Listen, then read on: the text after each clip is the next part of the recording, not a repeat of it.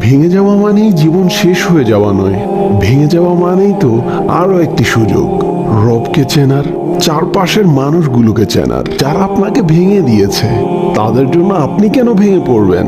ঘুরে দাঁড়ান, নিজেকে এমন এক পর্যায়ে নিয়ে যান যেন এই ঘুরে দাঁড়ানোটাই তাদের জন্য দাঁত ভাঙা জবাব হিসেবে দাঁড়িয়ে যায়। যিনি আপনাকে এত এত ভালোবাসেন যে কখনো ছেড়ে যান না, আপনি সে রবের জন্য সামনে এগিয়ে যান। নতুন ভাবে পথ চলতে শুরু করবেন, শুধু এই আশায় যে আপনার রব আপনার পাশে আছেন।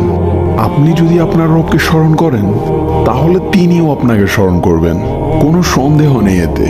তাই কোনো সংকোচ ছাড়াই আল্লাহর উপর তাওয়াক্কুল করে এগিয়ে যাওয়া আপনার জন্য কল্যাণকর।